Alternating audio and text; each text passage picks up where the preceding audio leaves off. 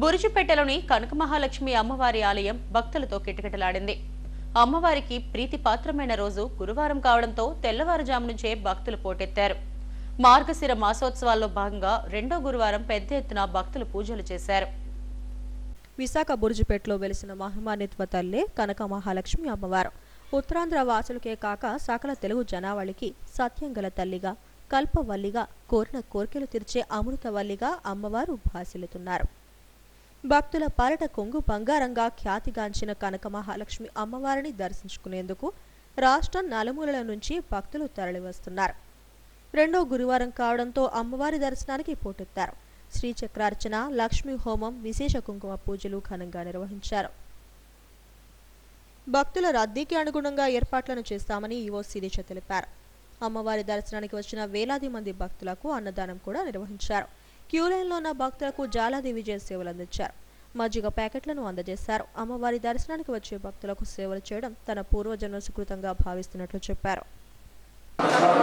అమ్మవారి దేవస్థానంలో మార్గశిర మాస మహోత్సవములు అత్యంత వైభవంగా నిర్వహించబడుతున్నాయి. 13వ తేదీ నుంచి మొదలైన ఈ ఉత్సవములు ఆ రోజు నుంచి కూడా భక్తులు కోలాహలంతో అత్యధికంగా వచ్చి భక్తులు అమ్మవారిని దర్శనం చేసుకుంటూ ఉన్నారు. ఈరోజు రెండవ గురువారం సందర్భంగా అధికంగా భక్తులు వచ్చి అమ్మవారిని దర్శనం చేసుకుంటూ ఉన్నారు. వాళ్ళందరూ కూడా వారి కేటాయించిన లైన్లో వెళ్ళి అమ్మవారిని దర్శనం చేసుకొని వెళ్తూ ఉన్నారు. మధ్యాహ్నం భక్తులందరికీ కూడా జగన్నాథ స్వామి వారి దేవస్థానం వద్ద ఒక 5,000 మంది వరకు భక్తులకు అన్నప్రసాద వితరణ కార్యక్రమం కూడా ఏర్పాటు చేయడం జరిగింది. ఈరోజు తిరుమల తిరుపతి దేవస్థానం తరపున పట్టు వస్త్రాలు కూడా అమ్మవారికి సమర్పించడానికి వారు కూడా వస్తున్నారు.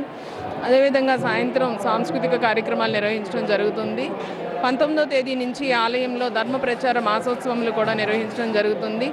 ఈ సందర్భంగా ఈ నెల 19 నుంచి జనవరి 18 వరకు కూడా ఈ మాసోత్సవాల్లో వివిధ సాంస్కృతిక కార్యక్రమాలు ఆలయం వద్ద నిర్వహించడం మరియు ధర్మ ప్రచారంలో భాగంగా ధర్మ ప్రచార రథం ఒకటి ఏర్పాటు చేసి విశాఖ నలుమూలలకు ఆ రథం ద్వారా వెళ్ళి అమ్మవారి యొక్క పూజ చేసుకునే అవకాశం ప్రతి ఒక్క భక్తులకి కూడా అందుతుందని చెప్పేసి తెలియచేయటం అయింది. ఈ మార్గశిర మాసంలో ఇంకా మిగతా గురువారాలు కూడా ఇదే విధంగా రద్దీ ఉంటుంది. మరియు అమ్మవారికి విశేషమైన మాసంతో భక్తులు అధికంగా వస్తారు కాబట్టి దానికి తగ్గట్టుగా అన్ని ఏర్పాట్లు కూడా చేస్తూ ఉన్నాము. ఈ నెల 31వ తారీఖున వేద సభ నిర్వహించడం జరుగుతుంది. జనవరి 6వ తేదీన తిరువీధి అమ్మవారి రథోత్సవం ఉంటుంది. కావున భక్తులందరూ కూడా వచ్చి అమ్మవారిని దర్శనం చేసుకొని అన్ని కార్యక్రమాల్లో కూడా పాల్గొనవలసిందిగా కోరుతున్నాను. ఈరోజు అమ్మవారిని దర్శించుకొని అమ్మవారి ఆశీస్సులు తీసుకోవడం జరిగింది. ఎందుకంటే అందరూ విశాఖ వాస్తవ్యులందరూ సుఖ సంతోషాలతో ఉండాలని ప్రార్థించడం జరిగింది. అదేవిధంగా రాబోయే రోజుల్లో మా అఖిలేష్ యాదవ్ గారు ప్రధాని గారు అవ్వాలన్న ఆలోచనతో మేమందరం కూడా ముందడుగు వేయడం జరుగుతుంది. మేమందరం ఆ నినాదాలతోనే అడుగు వేస్తున్నాం. అదేవిధంగా అందరికీ వితరణగా మేము స్వచ్ఛందంగా మజ్జిగ ప్యాకెట్ను కూడా పంచడం జరుగుతుంది. ఇక్కడ ఎప్పుడూ కూడా అమ్మ అందరినీ చల్లగా చూస్తుంది, క్షేమంగా ఉంచుతుంది. ఆమె ఉత్సవం రోజు మేమందరం కూడా ఇక్కడ చేరి సంతోషంగా ఆమెని దర్శించుకొని ఆమె ఆశీస్సులు తీసుకోవటం మా అదృష్టంగా భావిస్తున్నాం. విశాఖ వాస్తవ్యులందరూ కూడా సంతోషంగా ఉన్నాం. మార్గశిర మాసోత్సవాల్లో కనక మహాలక్ష్మి అమ్మవారి వైభవాన్ని తిలకించేందుకు భక్తులు పెద్ద ఎత్తున తరలి వస్తుంటారు.